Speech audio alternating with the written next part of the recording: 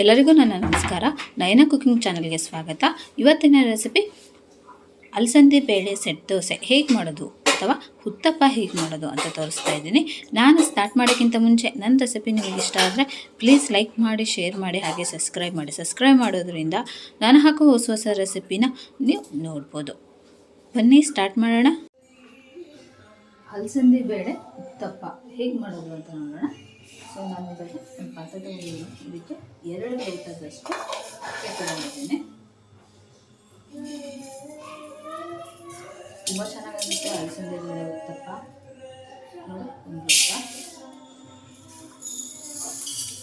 1 ಲೋಟ 2 ಲೋಟ ಅಲಸಂದಿ ಅಕ್ಕಿ ತೊಗೊಂಡಿದ್ದೀನಿ. ನಾನು ತೊಗೊಂಡಿರೋ ಅಕ್ಕಿ ರೇಷನ್ ಅಕ್ಕಿನ ಮಾಡೋದ್ರಿಂದ ತುಂಬ ಚೆನ್ನಾಗಿ ಬರುತ್ತೆ. ದಪ್ಪಕ್ಕೆ ಅಂತ ಸಾಕಾಗುತ್ತದೆ.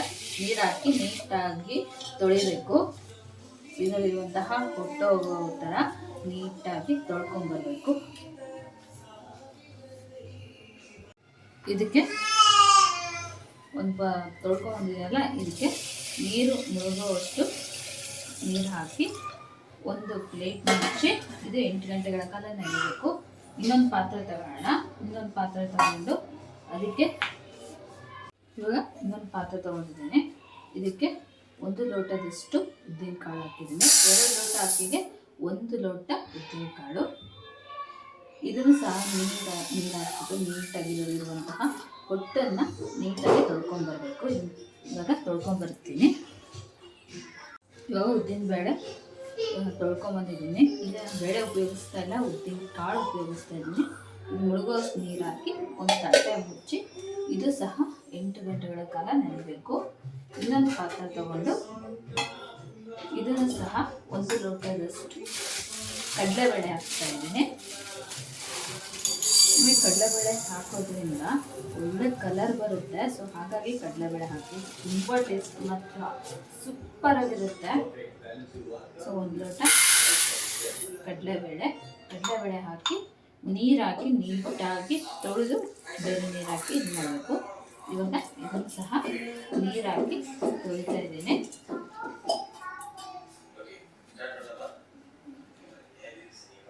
ಇದಕ್ಕೂ ಸಹ ನೀರು ಹಾಕಿ ಮುಳುಗುವಷ್ಟು ಸ್ವಲ್ಪ ಜಾಸ್ತಿ ಹಾಕಿ, ಯಾಕಂದರೆ ಅದು ನೆನ್ನೆ ಜಾಸ್ತಿ ಕ್ವಾಂಟಿಟಿ ಆಗುತ್ತೆ. ಇದನ್ನು ಒಂದು ಪ್ಲೇಟ್ ಮುಚ್ಚಿಬಿಟ್ಟು ಇಡೋಣ. ಇದು 8 ಗಂಟೆಗಳ ಕಾಲ ನೆನೆಯಬೇಕು. ಇದಕ್ಕೆ ಮತ್ತೆ ಇನ್ನೊಂದು ಪಾತ್ರೆ ತಗೊಂಡು ಇದಕ್ಕೆ ಅಲಸಂದಿ ಬೇಳೆ ತೊಗೊಂಡಿದ್ದೀನಿ. ತುಂಬ ಚೆನ್ನಾಗಾಗುತ್ತೆ ಈ ಉತ್ತಪ್ಪ ಮಾತ್ರ ಅಲಸಂದಿ ಬೇಳೆ ಉಪಯೋಗಿಸಿ ಮಾಡೋದ್ರಿಂದ. ಇದು ಸಹ 1 ಲೋಟದಷ್ಟು ಹಾಕಿದ್ದೀನಿ.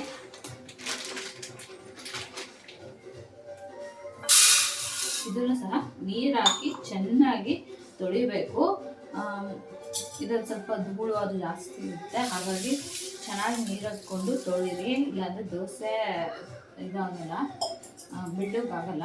ಸೊ ಇದನ್ನು ಇವಾಗ ನೀಟಾಗಿ ಇದನ್ನು ತೊಳ್ಕೊಂಬರ್ತೀನಿ. ಇವಾಗ ಇದಕ್ಕೆ ನೀರು ಹಾಕಿರೋಣ.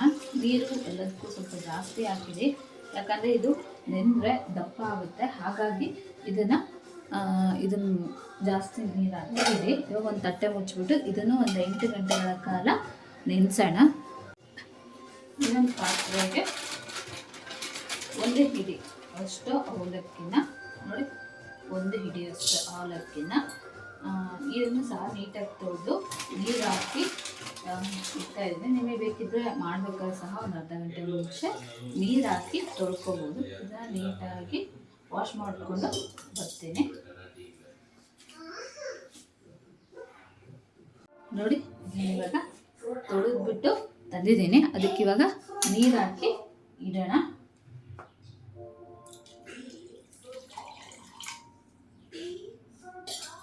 ಸೊ ಇದನ್ನು ನೀರು ಹಾಕಿ ನೀಟಾಗಿ ಒಂದು ತಟ್ಟೆ ಮುಚ್ಚಿ ಇದನ್ನು ಒಂದು 8 ಗಂಟೆಗಳ ಕಾಲ ಇದಿಷ್ಟು ನೆನೆಯಬೇಕು. ಸೊ ಇನ್ನೊಂದು ಚಿಕ್ಕ ಬೌಲ್ ತೊಗೊಂಡಿದ್ದೀನಿ. ಇದರಲ್ಲಿ ಮೆಂತೆಕಾಳು ನೆನೆಸೋಣ.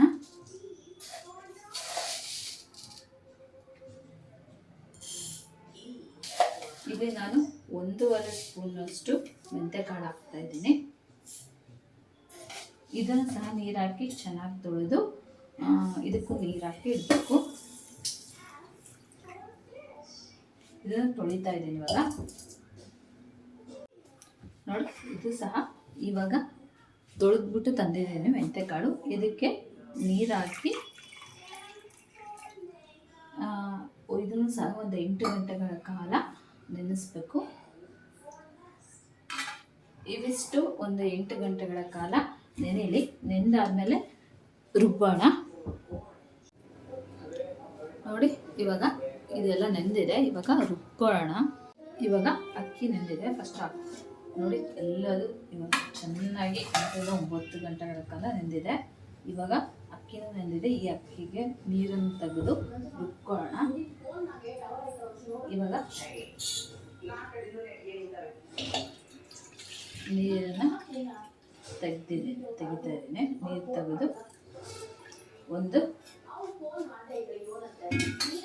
ಮಿಕ್ಸಿ ಜಾರಲ್ಲಿ ಹಾಕಿ ರುಬ್ಕೊಳ್ಳೋಣ. ಇವಾಗ ಒಂದು ಮಿಕ್ಸಿ ಜಾರಿಗೆ ಹಾಕ್ತಾ ಇದ್ದೀನಿ.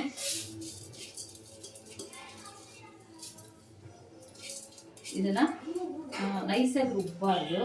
ಸೊ ತರ್ತರಿಯಾಗಿ ರುಬ್ಕೊಂಡ್ಬರ್ಬೇಕು. ಇದು ನಾನು ಇವಾಗ ಸ್ವಲ್ಪ ನೀರು ಬೆರೆಸ್ಬಿಟ್ಟು ತರ್ತರಿಯಾಗಿ ರುಬ್ಕೊಂಡ್ಬರ್ತೀನಿ. ತೀರಾ ತರ್ತರಿ ಅಲ್ಲ, ಸ್ವಲ್ಪ ತರ್ತರಿಯಾಗಿರಬೇಕು. ನಿಮಗೆ ತೋರಿಸ್ತೀನಿ. ಇವಾಗ ಇದನ್ನು ರುಬ್ಕೊಂಡ್ಬಂದಿದ್ದೀನಿ. ನೋಡ್ತಾ ಇರ್ಬೋದು, ಇಷ್ಟು ನೈಸಾಗಾದ್ರೆ ಸಾಕು. ನೋಡಿ, ಇದನ್ನು ಅಕ್ಕಿ ನೆನೆಸಿದ್ನಲ್ಲ ಅದೇ ಪಾತ್ರೆಗೆ ತೆಗಿತಾ ಇದ್ದೀನಿ. ಇವಾಗ ಉದ್ದಿನಕಾಳು ನೆನೆಸಿದ್ನಲ್ಲ, ಉದ್ದಿನಕಾಳನ್ನ ರುಬ್ಕೊಳ್ಳೋಣ. ಇದರದ್ದು ನೀರು ತೆಗಿತಿದ್ದೀನಿ. ಇವಾಗ ಈ ಉದ್ದಿನಕಾಳನ್ನು ರುಬ್ಕೊಳ್ಳೋಣ. ಇವಾಗ ಅದೇ ಮಿಕ್ಸಿ ಜಾರಿಗೆ ಉದ್ದಿನಕಾಳನ್ನ ನೋಡಿ ಎಷ್ಟು ಚೆನ್ನಾಗಿ ನೆಂದಿದೆ ಅಂದ್ಬಿಟ್ಟು. ಸೊ ಇದನ್ನ ಇವಾಗ ಇದೇ ಮಿಕ್ಸಿಗೆ ಹಾಕಿ ರುಬ್ತಾ ಇದ್ದೀನಿ. ಈ ಉದ್ದಿನಕಾಳು ನಮಗೆ ನೈಸಾಗಿ ರುಬ್ಬಬೇಕು. ಸೊ ಇದನ್ನ ನಾನು ಇವಾಗ ನೈಸಾಗಿ ರುಬ್ಕೊಂಡ್ಬರ್ತೀನಿ.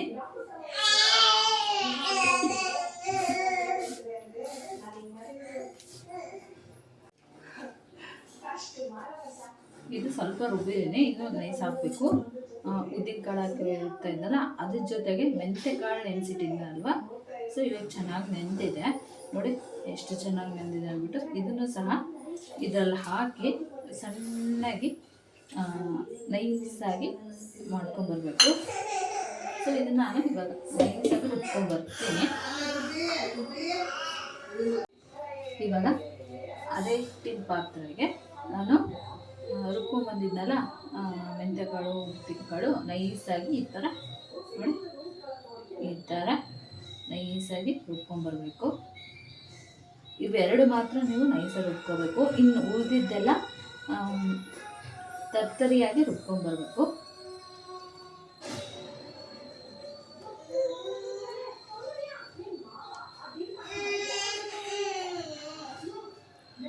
ನೋಡಿ, ಇದನ್ನು ಇವಾಗ ಇದೇ ಮಿಕ್ಸಿ ಜಾರಿಗೆ ರುಬ್ಕೊಳ್ಳೋಣ. ಮತ್ತು ಅಲಸಂದಿ ಬೇಳೆ ರುಬ್ಕೊಳ್ಳೋಣ.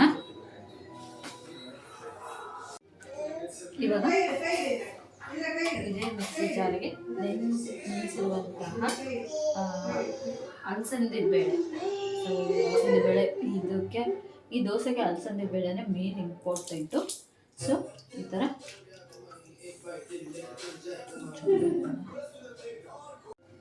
ನೋಡಿ, ಅಲಸಂದಿ ಬೇಳೆ ನೆಂದಿದೆ. ಎಷ್ಟು ಚೆನ್ನಾಗಿ ನೆಂದಿದೆ ಅಂದ್ಬಿಟ್ಟು ನೋಡ್ತಾ ಇರ್ಬೋದು. ಇದಕ್ಕೆ ಇದೇ ಇಂಪಾರ್ಟೆಂಟು, ಅಲಸಂದಿ ಬೇಳೆನೇ. ಇದಕ್ಕೆ ಇದೇ ಮಿಕ್ಸಿ ಜಾರಿಗೆ ಹಾಕಿಬಿಟ್ಟು ರುಬ್ಕೊಳ್ಳೋಣ. ಇವಾಗ ಗೊತ್ತಿರಬೇಕು ನಿಮಗೆ ನಾನು ಯಾಕೆಲ್ಲ ಸಪ್ರೇಟಾಗಿ ನೆನೆಸಿದ್ದೀನಿ ಅಂತಂತಂದು.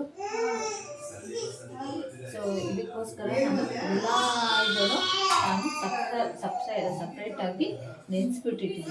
ಇದು ಸಹ ನಾವು ನೈಸಾಗಿ ಅಲ್ಲದೇ ನೈಸಾಗಿ ರುಬ್ಬಾರ್ದು, ತರ್ತರಿಯಾಗಿ ರುಬ್ಕೊಂಡ್ಬರ್ಬೇಕು. ಇದನ್ನು ದೋಸೆ ಮಾತ್ರ ಸೂಪರಾಗಿರುತ್ತೆ. ಇದನ್ನು ಮಾತ್ರ ಇದಕ್ಕೆ ಸ್ವಲ್ಪ ನೀರು ಹಾಕಿ ರುಬ್ಕೊಂಡ್ಬರ್ತೀನಿ. ಇವಾಗ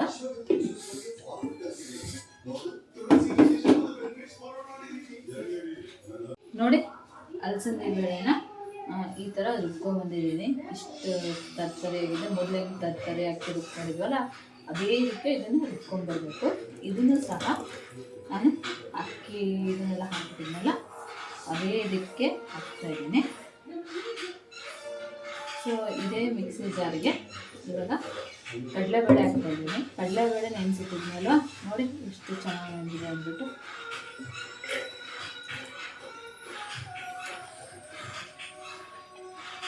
ಇದನ್ನು ಸಹ ತರ್ತರಿಯಾಗಿ ರುಬ್ಕೊಂಡ್ಬರ್ಬೇಕು. ಇದಕ್ಕೂ ಸ್ವಲ್ಪ ನೀರು ಹಾಕಿ, ಜಾಸ್ತಿ ನೀರು ಹಾಕಕ್ಕೆ ಹೋಗ್ಬಿಡಿ, ಚೆನ್ನಾಗಾಗಲ್ಲ. ಸೊ ಇದನ್ನು ಸಹ ತರ್ತರಿಯಾಗಿ ರುಬ್ಕೊಂಡ್ಬರ್ತೀನಿ. ಇವಾಗ ನಾನು ಇದು ಸ್ವಲ್ಪ ಸಣ್ಣ ಪಾತ್ರೆ ಅಂತ ಅನ್ನಿಸ್ತು. ಸೊ ಹಾಗಾಗಿ ಸ್ವಲ್ಪ ದೊಡ್ಡ ಪಾತ್ರೆಗೆ ಹಾಕ್ತಾಯಿದ್ದೀನಿ.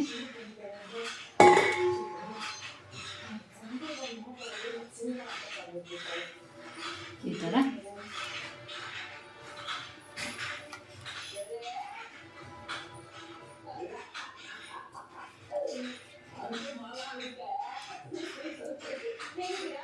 ಇವಾಗ ಇದೇ ಇದಕ್ಕೆ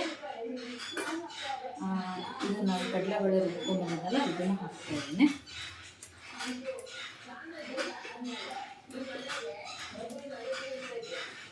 ಸೊ ಇದಕ್ಕೆ ನೆಕ್ಸ್ಟು ಇದೇ ಮಿಕ್ಸಿ ಜಾರಿಗೆ ನಾನು ಅವಲಕ್ಕಿ ನೆನೆಸಿದ್ದೀನಲ್ವ, ಸೊ ಅವಲಕ್ಕಿ ನೆನೆಸಿದ್ನಲ್ವ, ಈ ಅವಲಕ್ಕಿನ ಇದೇ ಮಿಕ್ಸಿ ಜಾರಿಗೆ ಹಾಕಿ ರುಬ್ಕೊಂಡು ಹೋಗ್ತೀನಿ. ಇವಾಗ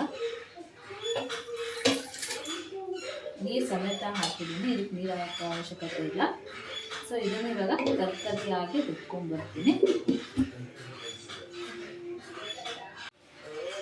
ಸೊ ಇದೇ ಪಾತ್ರೆಗೆ ನಾನು ರುಬ್ಬಿದ್ವಲ್ಲ ಅವಲಕ್ಕಿ ಸಹ ಹಾಕ್ತಾಯಿದ್ದೀನಿ.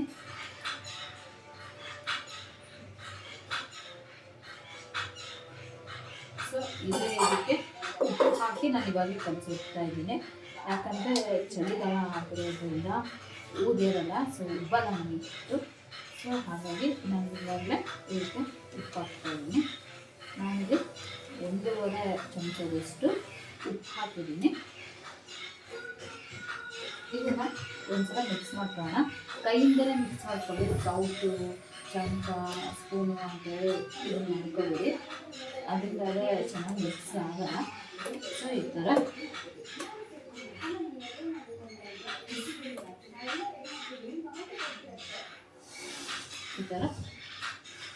ಮಿಕ್ಸ್ ಮಾಡ್ಕೊಳ್ಬೇಕು.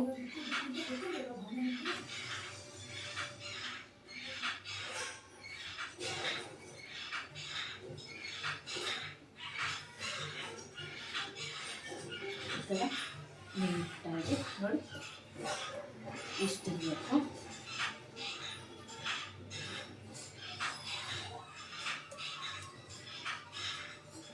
ನೋಡ್ತಾ ಇದ್ದಾಗ ಇಷ್ಟಿದೆ, ಸಾಕಾಗುತ್ತೆ. ಇಷ್ಟಿದೆ ಸಾಕು. ಈ ಹದಕ್ಕೆ ಇರಬೇಕು ಹಿಟ್ಟು. ಇದು ನೆಂದಿಂದ ಇನ್ನೂ ಸ್ವಲ್ಪ ಕ್ವಾಂಟಿಟಿ ಜಾಸ್ತಿ ಆಗುತ್ತೆ. ಯಾವಾಗಲೂ ಸ್ವಲ್ಪ ಬಿಟ್ಟು ಪಾತ್ರೆ ತೊಗೊಳ್ಳಿ. ಸೊ ಆವಾಗ ಉಬ್ಬಿದ್ರೂ ಅಲ್ಲೇ ಇರುತ್ತೆ. ನೀವು ಸಣ್ಣ ಪಾತ್ರೆ ತೊಗೊಂಡ್ರೆ ಉಬ್ಬಿದ್ರೆ ಕೆಳಗೆಲ್ಲ ಚೆಲ್ಲೋಗ್ಬಿಡುತ್ತೆ. ಇಲ್ಲ ಕೆಳಗಡೆ ಒಂದು ತಟ್ಟೆ ಏನಾದರೂ ಅದು ಆವಾಗ ಉಪ್ಪಿದ್ರೆ ತಟ್ಟೆಯಲ್ಲೇ ಚೆಲ್ಲಿರುತ್ತೆ ನಿಮಗೆ. ಇವಾಗ ಒಂದು ತಟ್ಟೆ ಮುಚ್ಚಿಬಿಟ್ಟು ಇದು ಒಂದು 8ರಿಂದ 9 ತಾಸು ನೆನೆಬೇಕು. ಇವಾಗ ನೆನೆಯಿಡೋಣ. ಇವಾಗ ನಾನು ರಾತ್ರಿ ನೆನೆ ಇಟ್ಟಿದ್ದೀನಿ. ಸೊ ನಾನು ಇದನ್ನು ಬೆಳಗ್ಗೆ ಮಾಡ್ತೀನಿ. ಇದನ್ನು ನಾನು ನೆನೆ ಮಾಡಿಟ್ಟಿದ್ದೀನಿ. ಸೊ ಅದು ಇವಾಗ ಉಬ್ಬಿದೆ, ಎಷ್ಟು ಚೆನ್ನಾಗಿ ಉಬ್ಬಿದೆ ಅಂತ ತೋರಿಸ್ತೀನಿ. ನೋಡಿ ಎಷ್ಟು ಚೆನ್ನಾಗಿ ಉಬ್ಬಿದೆ ಅಂದ್ಬಿಟ್ಟು. ಸೊ ಇದು ಡಬ್ಬಲ್ ಆಗುತ್ತೆ, ಮಾಡಿಟ್ಟಿರುವಂಥ ಹಿಟ್ಟನ್ನು ಡಬ್ಬಲ್ ಆಗುತ್ತೆ. ನೋಡಿ ಇದನ್ನು ಇವಾಗ ಮಿಕ್ಸ್ ಮಾಡ್ತಾ ಇರೋಣ. ಒಂದ್ಸಲ ಈ ಥರ ನೀಟಾಗಿ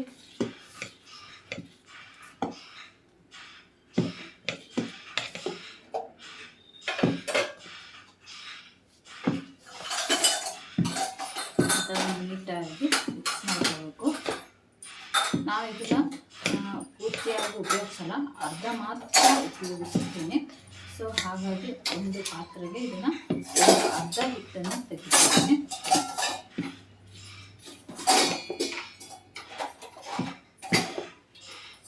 ನೀವು ಈ ಥರ ಹಿಟ್ಟು ಮಾಡಿ ಫ್ರಿಜ್ಜಲ್ಲಿ ಸಹ ಇಟ್ಕೋಬೋದು.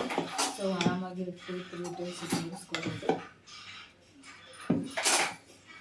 ಎಷ್ಟು ಚೆನ್ನಾಗಿ ನೋಡಿ ಯಾರಿಗೆ ಉಬ್ಬಿದೆ ಅಂದ್ಬಿಟ್ಟು ಇದನ್ನು ಒಂದು ಸಣ್ಣ ಪಾತ್ರೆಯಲ್ಲಿ ನನಗೆ ಎಷ್ಟು ಬೇಕೋ ಅಷ್ಟು ಮಾತ್ರ ತಗೊತಿದ್ದೀನಿ.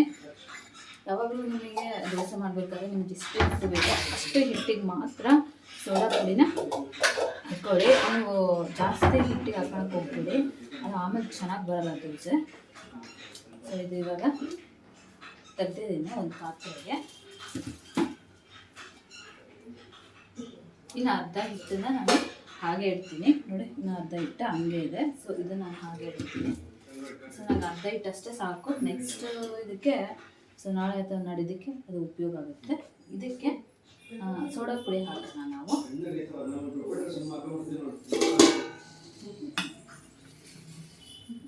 ಸೊ ಇದಕ್ಕೆ ಸೋಡಾ ಪುಡಿ ಹಾಕೋಣ. ಇವಾಗ ಒಂದು ಅರ್ಧ ಸ್ಪೂನಷ್ಟು ಸೋಡಾ ಪುಡಿ ಹಾಕ್ತಾ ಇದ್ದೀನಿ. ತಿನ್ನೋ ಸೋಡಾ ಯಾವಾಗಲೂ ಇರುತ್ತಲ್ಲ ಮನೇಲಿ, ದೋಸೆ ಇಡ್ಲಿ ಎಲ್ಲ ಮಾಡ್ತೀವಲ್ಲ, ಹಾಕ್ತಿಲ್ಲ ಅದೇ ಸೋಡಾ ಹಾಕಿಂತ ನೀಟಾಗಿ ಈ ಥರ ಮಿಕ್ಸ್ ಮಾಡ್ಕೋಬೇಕು.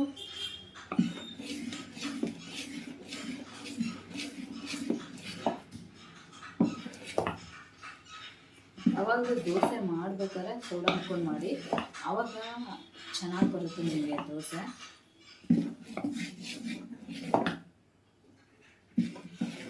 ನೋಡಿ, ಇವಾಗ ದೋಸೆ ಬ್ಯಾಟರ್ ರೆಡಿ ಇದೆ. ನಾನು ಇದಕ್ಕೆ ಹಾಕಿಟ್ಟಿದ್ದೆಲ್ಲ ಸೋಡಾ ಪುಡಿ, ಅದಕ್ಕೆ ಈರುಳ್ಳಿ ಒಂದು ದೊಡ್ಡ ಈರುಳ್ಳಿನ ಚಿಕ್ಕದಾಗಿ ಕಟ್ ಮಾಡಿ ಇಟ್ಕೊಂಡಿದ್ದೀನಿ. ಒಂದು 8 ಹಸಿಮೆಣಸಿನ್ಕಾಯಿನ ಚಿಕ್ಕದಾಗಿ ಕಟ್ ಮಾಡಿ ಇಟ್ಕೊಂಡಿದ್ದೀನಿ. ಸ್ವಲ್ಪ ಕರಿಬೇವನ್ನ ಚಿಕ್ಕದಾಗಿ ಕಟ್ ಮಾಡಿ ಇಟ್ಕೊಂಡಿದ್ದೀನಿ. ಸ್ವಲ್ಪ ಕೊತ್ತಂಬರಿನ ಚಿಕ್ಕದಾಗಿ ಕಟ್ ಮಾಡಿ ಇಟ್ಕೊಂಡಿದ್ದೀನಿ.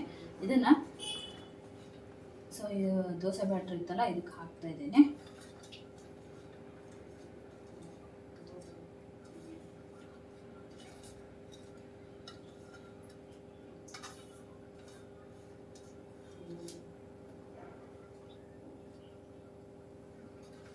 ಇದನ್ನು ನೀಟಾಗಿ ಮಿಕ್ಸ್ ಮಾಡ್ಕೊಂಡ. ಇದಕ್ಕೊಂದು ಸ್ವಲ್ಪ ಉಪ್ಪು ಹಾಕ್ತಿದ್ದೀನಿ. ಯಾಕಂದರೆ ನಾವು ಈರುಳ್ಳಿ ಹಾಕಿರ್ತೀವಲ್ವ, ಸಪ್ಪೆ ಸಪ್ಪೆ ಆಗಿಬಿಡುತ್ತೆ. ಸೊ ಹಾಗಾಗಿ ಇದಕ್ಕೆ ಒಂದು ಸ್ವಲ್ಪ ಅರ್ಧ ಚಮಚಕ್ಕಿಂತ ಸ್ವಲ್ಪ ಕಡಿಮೆ ಉಪ್ಪು ಹಾಕಿದ್ದೀನಿ. ಇದನ್ನು ನೀಟಾಗಿ ಈ ಥರ ಮಿಕ್ಸ್ ಮಾಡ್ಕೋಬೇಕು.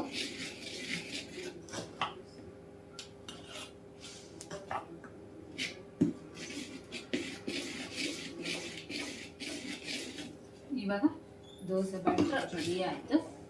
ಇವಾಗ ನಾವು ದೋಸೆ ಹಾಕೋಣ.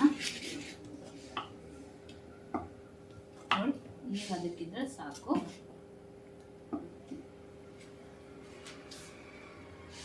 ನೋಡಿ, ಇವಾಗ ಒಂಚೂರು ಆಗಿದೆ.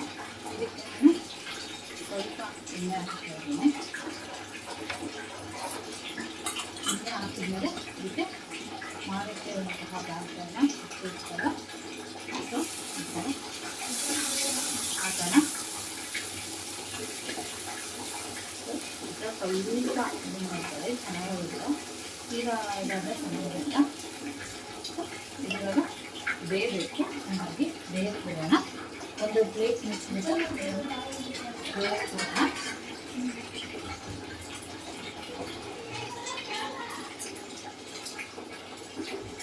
ಇದು ಇವಾಗ ಬೆಂದಿಲ್ಲ ಅಂತ ನೋಡೋಣ.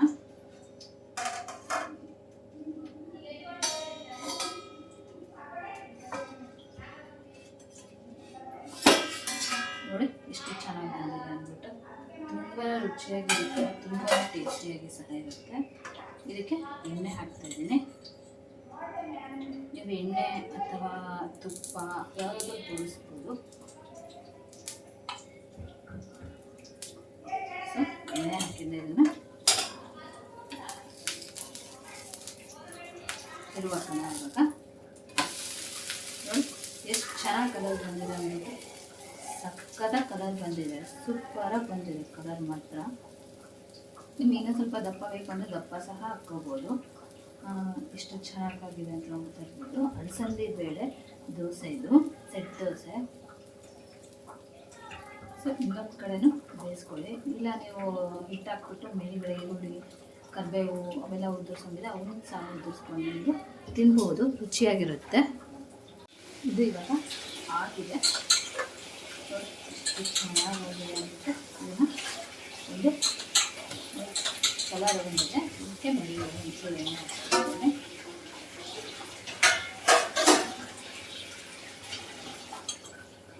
ಗೋಲ್ಡನ್ ಕಲರ್ ಬಂದಿದೆ. ಇಷ್ಟ ಅಂದರೆ ಸಾಕು. ಇದನ್ನು ಒಂದು ಸರ್ವಿಂಗ್ ಪ್ಲೇಟಿಗೆ ತೆಗಿತಾ ಇದ್ದೇನೆ. ಇವಾಗ ಇನ್ನೊಂದು ಉತ್ತಪ್ಪ ಹಾಕಿ ತೋರಿಸ್ತೇನೆ.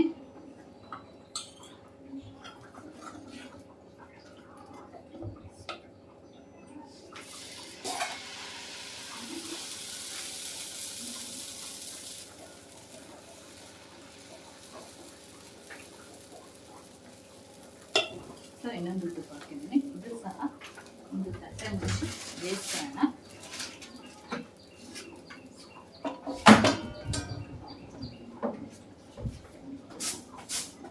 ಇದನ್ನು ಇವಾಗ ಬೆಂದಿದೆ ಎಣ್ಣೆಯನ್ನು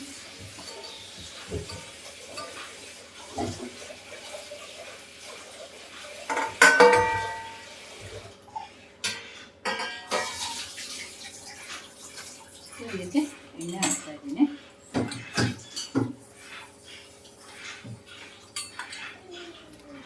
ಈ ಥರ ಮೇಲ್ಗಡೆ ಎಣ್ಣೆ ಹಾಕಿ ಇದನ್ನು ಇದು ಬೇಯಿಸೋಣ. ಒಂದು ಸೈಡ್ ಬೆಂದಿದೆ. ನೋಡಿ ಎಷ್ಟು ಚೆನ್ನಾಗಿ ಕಲರ್ ಬಂದಿದೆ ಅಂದ್ಬಿಟ್ಟು ಸೂಪರಾಗಿ ಬಂದಿದೆ ಕಲರು. ಇವಾಗ ಇನ್ನೊಂದು ಸೈಡ್ ಬೇಯಿಸೋಣ. ಇದು ಇವಾಗ ಬೆಂದಿದೆ.